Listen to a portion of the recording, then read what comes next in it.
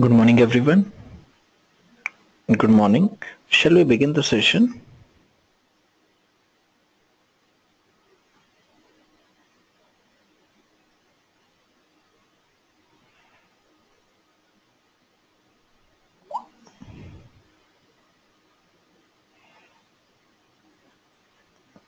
Today's topic is chapter number 24, that is the Java encapsulation.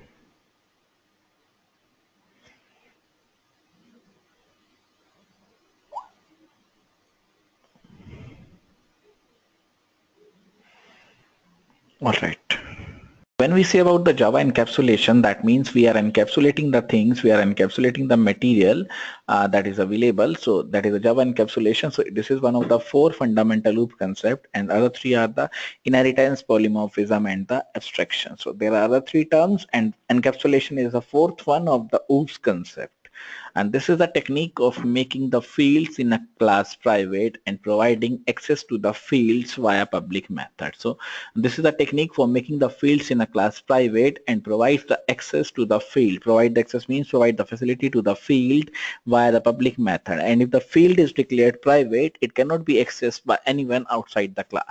So this is accessed by only the class that is declaring this. So this is one of the method that if I am declaring private, that is accessible with the class, thereby hiding the fields within the class. For this reason, encapsulation is also referred to as a data binding. So this is also referred as a data binding that is available within the data.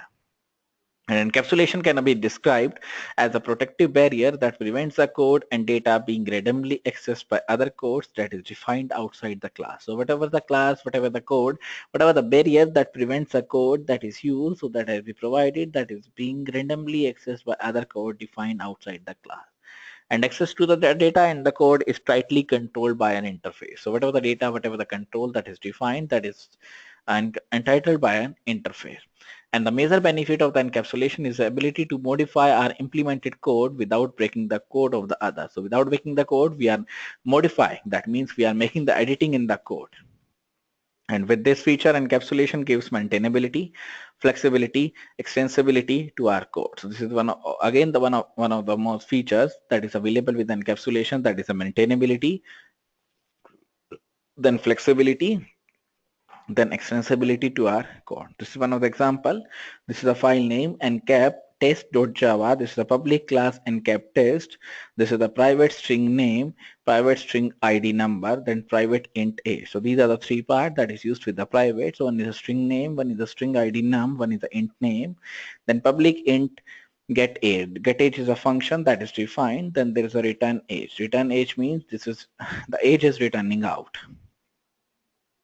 Then public string get name. So this is the next function that is available, that is public string get name. Get name is a function that is also returns the name. This is the return name. Then again there is a closing curly braces for this one. Then public string get ID number, then return ID number, then public void equals to set age int new age. So this is getting out the new age that is explained with the int new age. Now new age is stored in the age only. Then public void set name string new name. So we next is setting the name, that getting out as a feature, or that getting out as a parameter of the string new name. The new name is also stored in the name field. Then public void set ID number. Now we are setting the ID number. Now the new ID will be generated, will be taken out in the ID number. So these are the few features that is available within the set ID number, string new ID number equals to new ID. And the public methods are the access points to the class fields from the outside Java world. Normally these methods are referred as getters and the settlers. And therefore any class that wants to access the variable, that should access them through these getters and the settlers. So whenever we are using the get and the set, that is defined for the ID number, that is defined for the ID, new ID, ID number, whatever the encapsulation data that is required for this material. Now the public methods are the access point to this class fields from the outside Java world. That means we are also defining outside from the outside. Normally these methods are referred as a get and the set. Therefore, any class that wants to access the variable should access them through these get and the set functions. Now let's see how to use the get and the set functions. This is for the set name. That means we are setting the name, we are defining the name, we are describing the name as a James. Then set age, that is 20. Age is setting out as a 20. Then set ID number, that is setting out as a 12343 MS. Then system.out.print name encap dot get name, then age encap dot get age. So these are defined with a public static void main string args. Then encap test encap equals to new encap test, then encap dot set name James, then set age 20, then set ID number or ID num 12343 MS.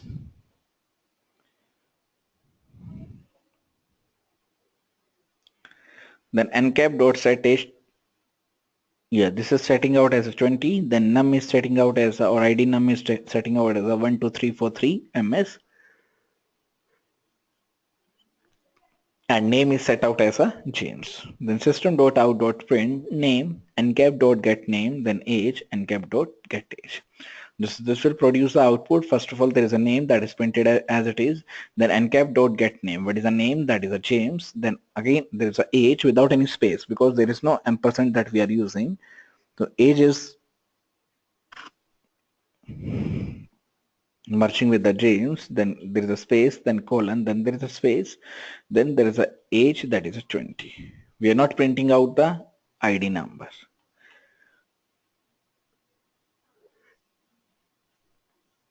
Now, next question arises, what are the various benefits of the encapsulation? So the fields of a class can be made read-only or the write-only. So that can be made read-only, that can be made write-only, and they have a control or total control over what is stored in the field.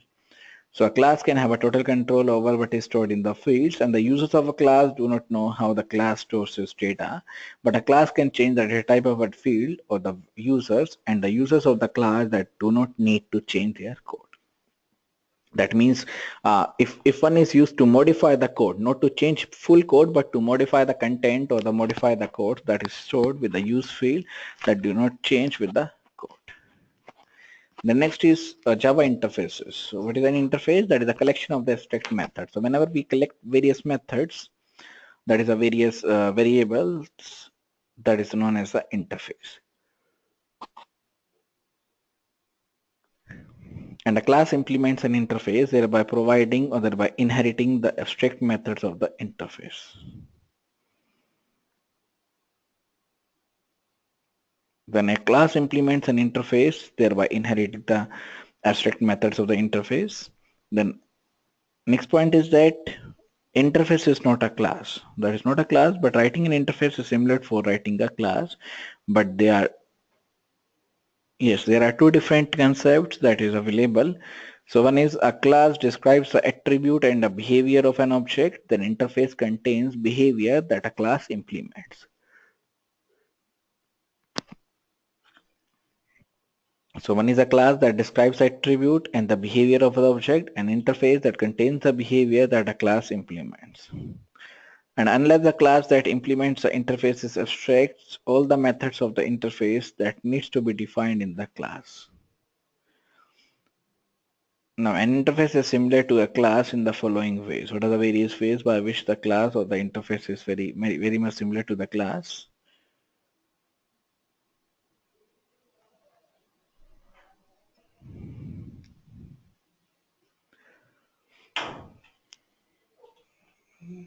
So when we say about the interfaces, that interface is different from a class in the different ways.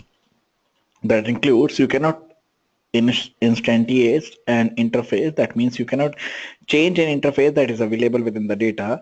An interface does not contain any constructors. Then all the methods in an interface are the abstracts. Whatever the method that is defined, that are known as that is defined as abstract, not anything that is else around here.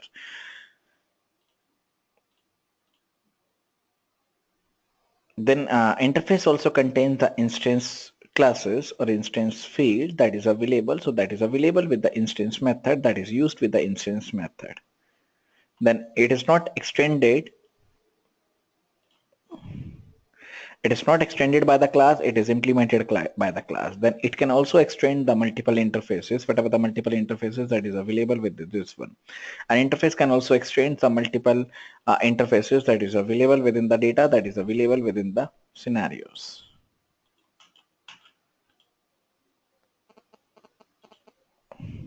Then interface can also extend some multiple interfaces, whatever the interface that is available that can also extend the multiple interfaces. Now, next is how to declare an interface. So first of all, but how to declare? So first of all, it is a combination of the abstract classes. Abstract classes means whatever the class that is available, we can also combine with the abstract classes. So a class implements an interface, thereby inheriting the abstract methods of the interface. That is not a class, but when we write the interface, or when we write the interface, that is similar for writing a class. That is very similar to write the class, but they are the different approaches or two different concepts. A class also describes the attribute and the behavior of an object that contains behavior that a class implement. And unless the class that implements the interface is abstract, all the methods of the interface needs to be defined in the class. Whatever the method that is defined in the class, that is available within the class. An interface is similar to a class in the following ways. What are the various ways by which it is defined? So it can contain any number of the methods. Then interface is written in a file, that is .java extension, that is used with the Java extension, .java extension, with the name of the interface matching the name of the file. So whatever the name of the file that is declared, so that match with the name of the interface, that includes with the name of the file. Then interface is written in a file with the .java extension with the name of the interface matching the name of the file. Then the bytecode of an interface appears in a .class file. It also appears in the packages, and their corresponding bytecode file must be in a directory structure that matches the interface or the package name. However, when we see an interface that is different from a class in different ways, so how it is different from different ways? So you cannot initialize, you cannot declare, you cannot define an interface. Then it does not contains any constructors. Then all the methods in an interface are the abstract. Whatever the method that is defined, that are the abstract methods. Then interface cannot constrain or cannot contain instance fields. The only field that can appear in an interface must be declared both static and the final. And this is also not extended by the class, it is implemented by the class. Then interface can also extend some multiple interfaces. So one can extend multiple interfaces, that is defined over here. Now, how to declare? This is declared just like a class. So this is a file name, the name of the interface.java, import java.lang, java.language, any number of the import statements, any number of the import statement that is available. This is the public interface, name of the interface, any number of the final static fields, any number of the abstract method declaration, whatever the fields, whatever the declaration that you want. And this has the following properties also. An interface is implicitly abstract. You do not need to use the abstract keyword when declaring an interface. And each method in an interface is also implicitly abstract. So the abstract keyword is not needed over here, it's not defined over here.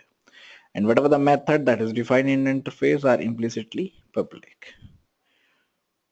Then file name animal.java, interface animal, public void eat, public void travel. Next, how to implement an interface. So whenever a class or when a class implements an interface, you can think of the class as signing a contract agreeing to perform the specific behavior of the interface, and if the class does not perform all the behaviors of the interface, the class must declare itself as an abstract. So the class must declare itself as an object as an interface. A class that uses the implement keyword to implement an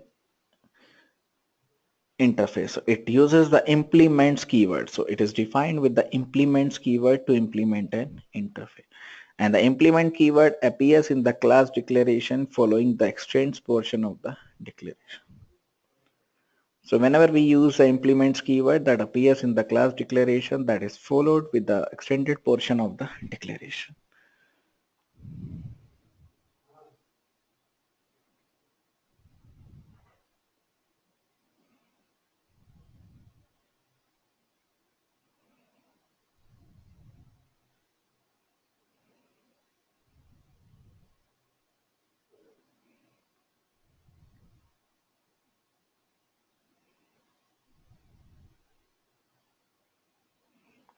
So this is the file name, mammal_int.java. This is the public class mammal_int implements animal.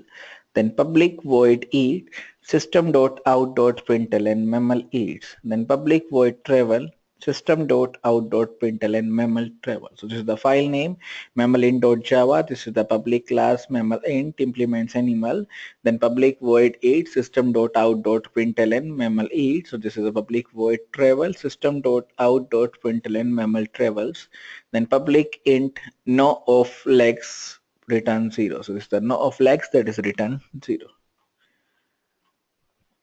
This is public static void main string args mammal int m equals to new mammal int m dot eat m dot travel. So this is used with the public static void main string args with the mammal int m with the new mammal int with the m dot eat m dot travel. This will produce the output. What is the output that is produced? So mammal eats and the mammal travel.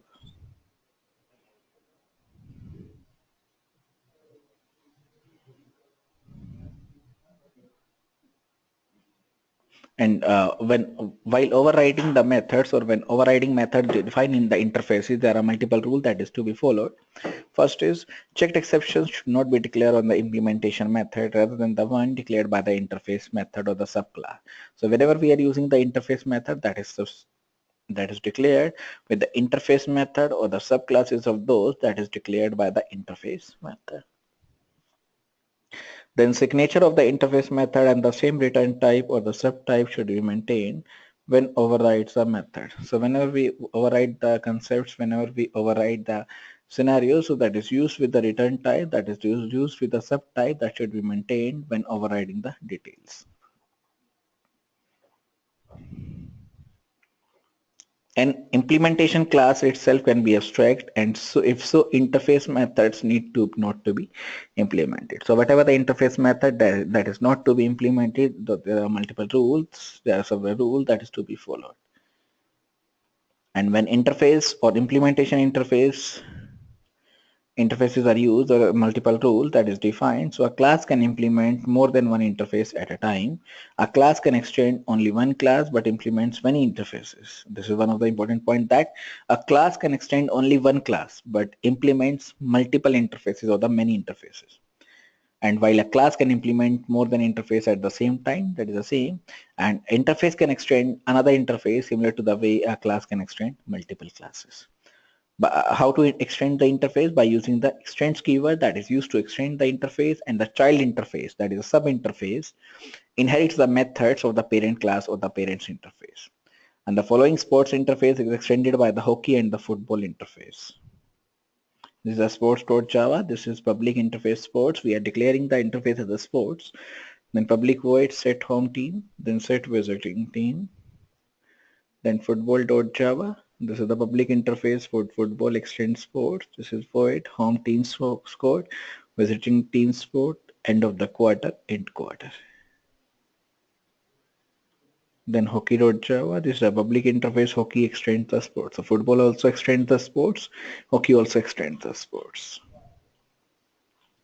Then how to extend the multiple interfaces, that is extended with the one parent class, but multiple inheritance is not allowed over here. And interfaces are not the classes. However, an interface can extend more than one parent interface. The next is a tagging interface. So most common use of the extended interface occurs when a parent interface does not contain any methods. For example, the mouse listener interface in the java.wat or .event package extended the java.util event listener, which is defined as this one. This is a public java.util public interface event listener that is used with the tagging interface. Next is Java packages that we will discuss in the next class, that is the tomorrow's class. That is what are the various Java packages that is available.